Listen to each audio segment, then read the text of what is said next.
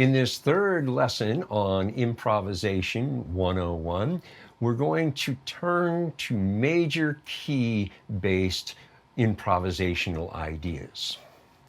Major keys tend to be happier sounding than minor keys, which have a more sad and contemplative, ponderous sound to them.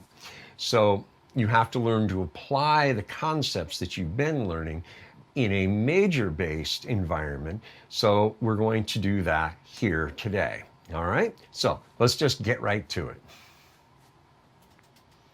But wait. Press the red button down there in the corner to subscribe. Hit the notification bell to be told when new material is posted, which is about once a week. Outsmart Your Guitar is also on Patreon, so go over there and become a patron. There's 2 levels to subscribe at, so take your pick and support my efforts to continue to supply you with high quality lesson material to help you learn, play, and grow to play the music you love, even write your own tunes. All right, so let's get on with the lesson. The first thing we want to do is walk you through the first position and the 5th position of the pentatonic major scale. And we're going to be in the key of D here. So you're up here at the 10th fret, okay? So I'm going to walk through this, and what we're going to do is I'm going to add a couple of G's and C sharps. Now these tones are being borrowed from the Ionian mode, which is more commonly called the major scale. You know, the do, re, mi, fa, sol, la, si, do, that scale. You may remember the Sound of Music. A doe, a deer, a female deer, re, a golden drop of sun, right? Wherever you learned it, we've heard it all as kids. It's kind of ingrained in our cultural consciousness, okay?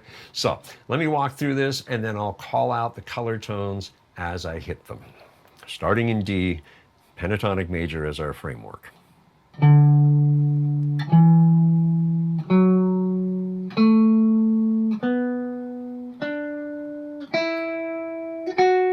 Here's a G right there. And here's a C sharp right there. Now I'm going to descend to the 5th position behind the 1st position, passing through the C sharp again, right there.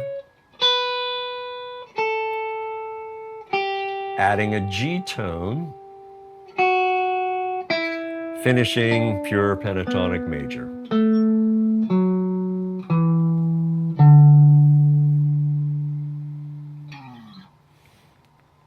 So now what you want to do is you want to find all your C sharps and your Gs, right? I showed you how to G here and a C sharp here, right? Well, you got the G here as well. We got another C sharp right here, and you got a C sharp here and a G here. And if you need it, another C sharp right there. So I just laid those out. So now you take the time to find them out yourself. I've given you the kind of where they are, so hunt them down. Play through this first before you do that. Then once you're comfortable, find all your C sharps and Gs and play 1st position and 5th position back and forth. Get all of them, hit everything, and you'll in effect be playing the major scale as you do so. So it should sound something like this. I'll go a little quicker.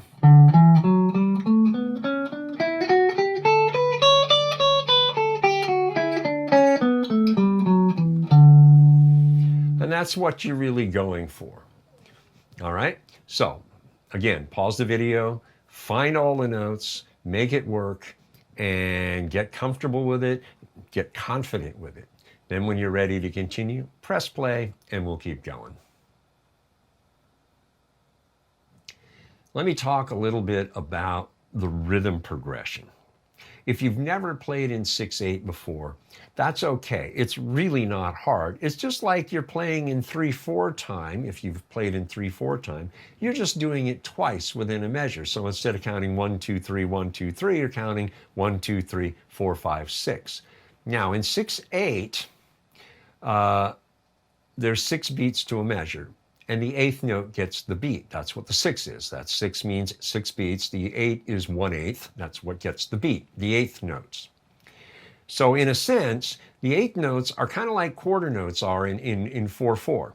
And the 16th notes are kind of like what 8th notes are like in 4/4. So when you see the strum, 1, 2, and 3, and. That's it.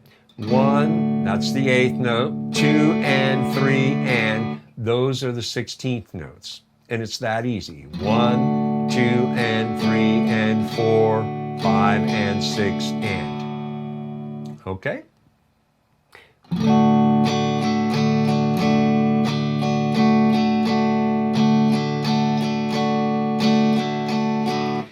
Just like that. Okay, now I want to draw your attention to the 7th measure, the E minor measure. You've got 3 beats of E minor strum, 1, 2, and 3, and 4, 5, 6. So the 4th beat is the open low E string, the 5th beat is the F sharp at the 2nd fret, and the 6th beat is the G at the 3rd fret, leading to the A.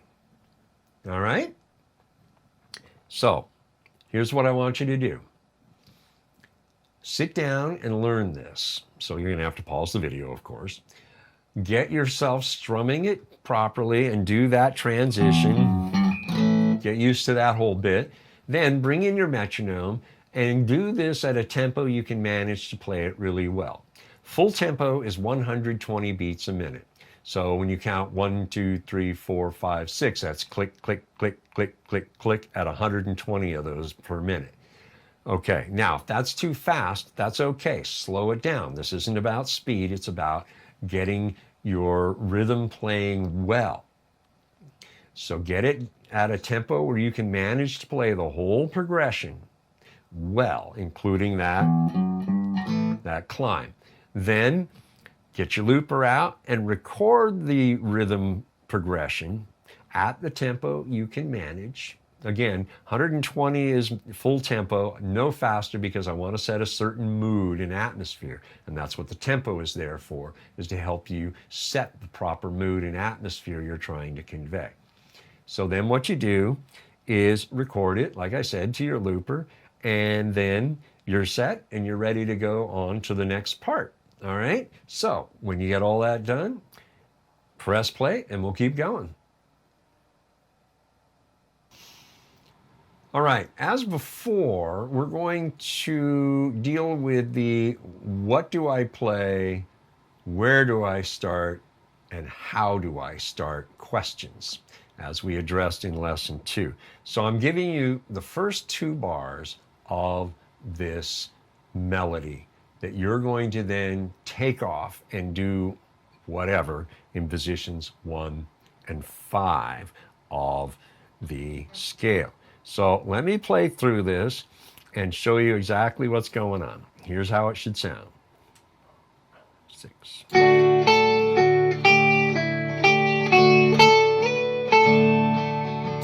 Let me do it one more time. 6.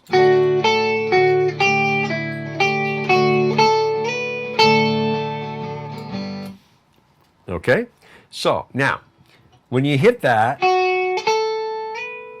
that should slide. So you have 1, 2, 3 is slid, 4, 5, 6. That's a dotted quarter. That's equal to 3 eighth notes, because the dot is equal to half the value of the note it's attached to, which is a quarter note. Quarter notes are 2/8, right? So it's a 3rd eighth. So that's 3/8. The eighth gets the beat. That's 3 beats.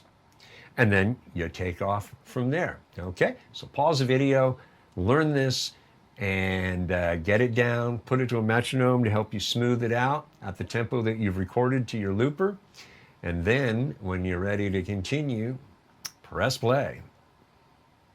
And we'll keep going. What I'm going to do now is demonstrate what I would like you to do. We're going to start with the first 2 bars of the melody that I've written out for you and had you learn, and we're going to play in the first and fifth positions exclusively. So the idea is to play those first two bars and then keep going and see what happens. All right? So no matter what, just keep going, right? That's the whole idea. Here we go. 4, 5, 6.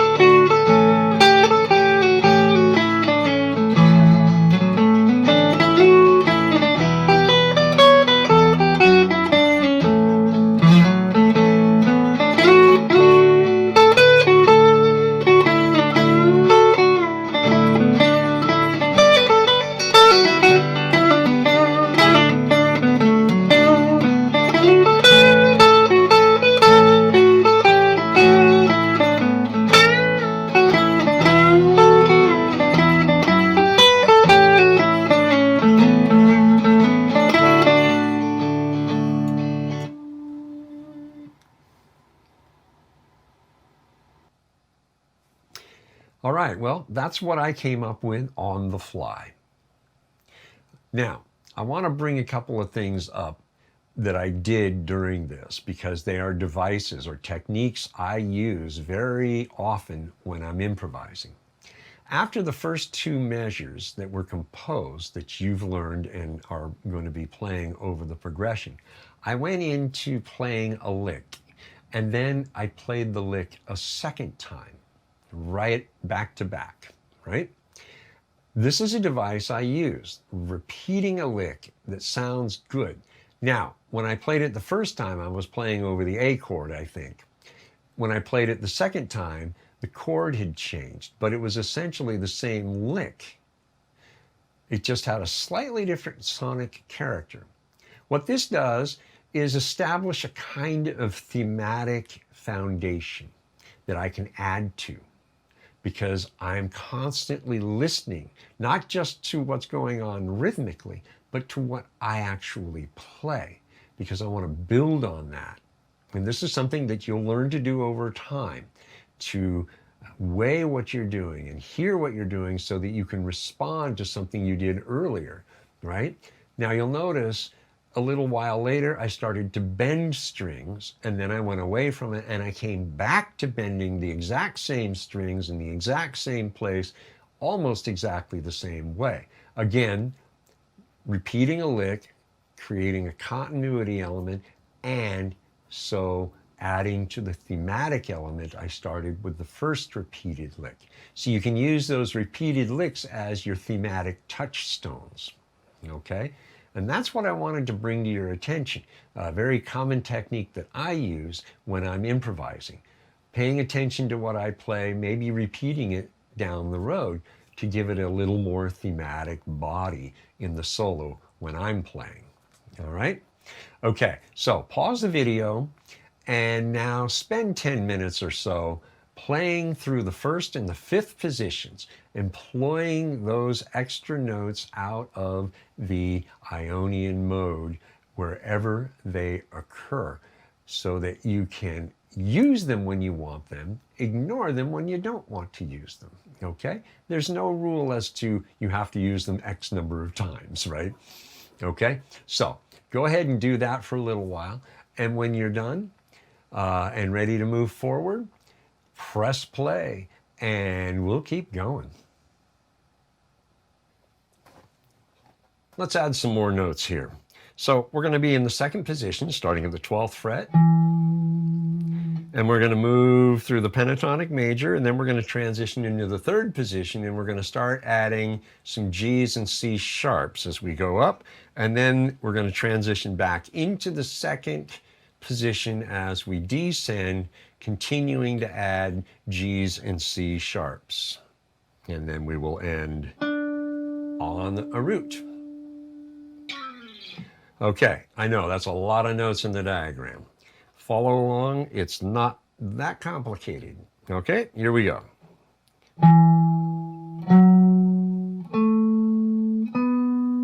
I'm going to transition to the third position now. We're going to add a G right there. C sharp. Another G. I'm going to transition down to second position. Another C sharp. G. C sharp.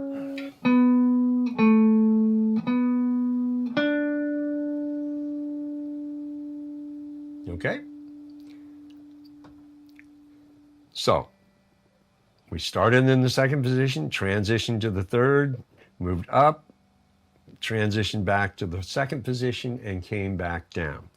So we showed you a G here, and a G here, and a G here. We showed you a C sharp here, and a C sharp here. You've also got one right here. Okay? So the object here is find all your G's and C sharps in the second and third position. Now, strip the C's and C sharps and G's out and just play pentatonic major up here, right?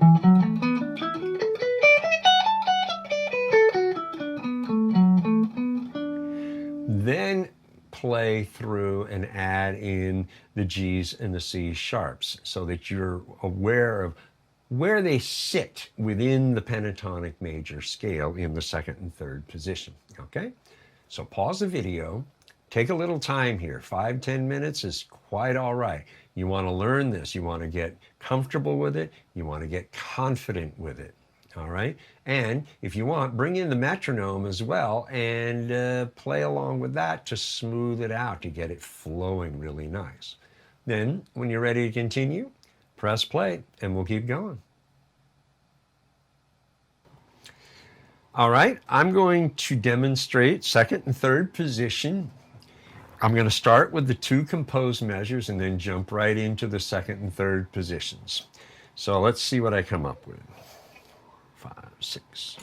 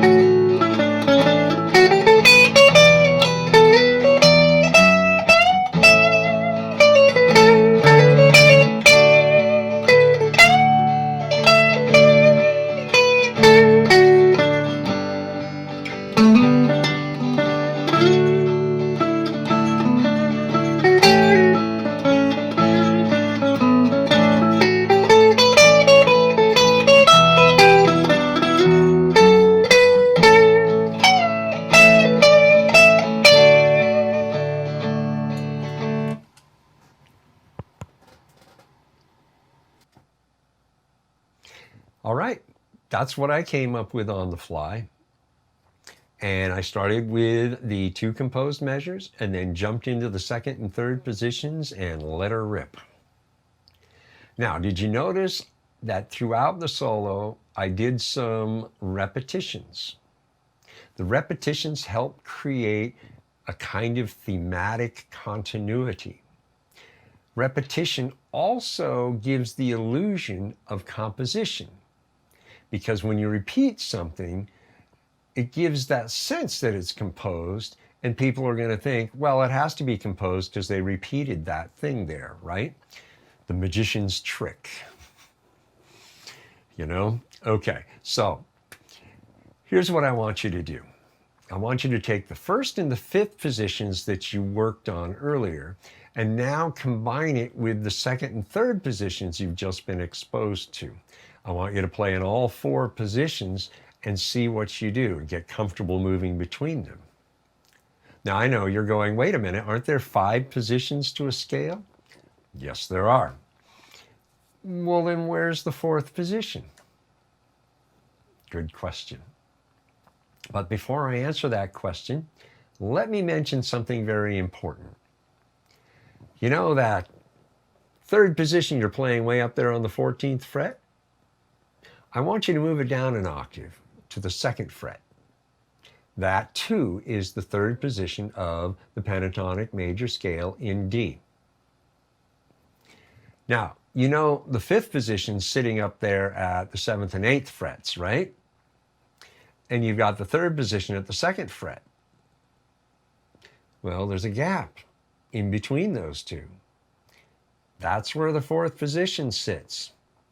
So find your Ds, map out the pentatonic major scale in that position, and then when you're comfortable playing it, find your Gs and your C sharps so you know where they are when you want to have access to them and use them.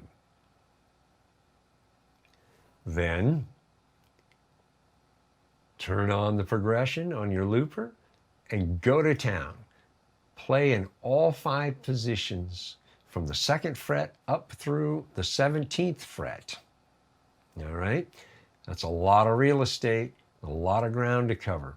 So take your time. Spend 30 minutes or more just learning each of the positions and how to move between them and where you can bend strings and how do you do stuff, right? I mean, you just have to spend the time and get comfortable with it, okay? Then, when you're ready to continue, you can restart the video and we'll wrap it up for this lesson. In this lesson, we covered some serious stuff here, okay? So, what was covered? Well, first of all, of course, you learn to play in a major key. Maybe you're not really familiar with playing in major keys. Maybe you've never played in major keys before, and this is your first exposure to it. So that's a really good thing, expanding your knowledge, right? Then we got you playing in all 5 positions of the scale. The 4th position, of course, was the one you had to map out. Then we talked about thematic ideas, how to create thematic continuity. And you did that with the repeat-a-lick idea. Yeah, I'm going to call it repeat-a-lick, right? Play a lick, repeat it right away, or play a lick and then repeat it in a little while. This kind of thing is what I want to talk about a little more here because it requires you to really be paying attention. This isn't about thinking in the conventional sense. It's about paying attention and developing your ability to remember things on the fly because you're going to need to respond maybe in repeating a lick. You need to know exactly what you played note for note because you're going to want to repeat it note for note. Now, there are some instances where you play a thing and then you play it again, but not specifically note for note. But you got to know when that's going to work better than a repeated note for note. So repeated note for note is usually the best approach, but then the relative repeated note for note will work in most cases. But if you're paying attention, you'll know exactly what you did so that you can repeat it note for note. And that's going to be more important in a lot of respects than the relative repetition, especially if you're playing the lick and then playing it a little while later. You're going to need to know what you did here so that you can repeat it over here, note for note. That's when note for note really becomes very important. So, being in the moment, being there, present, this is absolutely critical when you're improvising because you need to be aware of what you're doing so you make sure you're not repeating yourself in other things needlessly, just playing minimal licks throughout the whole thing to where it just starts to run together and sound like you're just playing the same thing over and over again. This is why presence of mind is so critical in improvisation. and being aware of what's going on, paying attention to everything you're doing, not being distracted, but being focused and present in the moment. All right? So, there you go. That'll do for this lesson. When you're ready for the next lesson, you know where to go. I'll be there, and we'll see you then. Hey, thanks again for watching. I really appreciate that you are coming here and watching me give these lessons. It means the world to me. Now, if you want to continue this series on improvisation, head on over to Patreon and outsmart your guitar and subscribe at the Backstage Pass level, and you will get the rest of the lessons of this series as they are posted. You'll also have access to a whole lot more material that is not featured here on YouTube.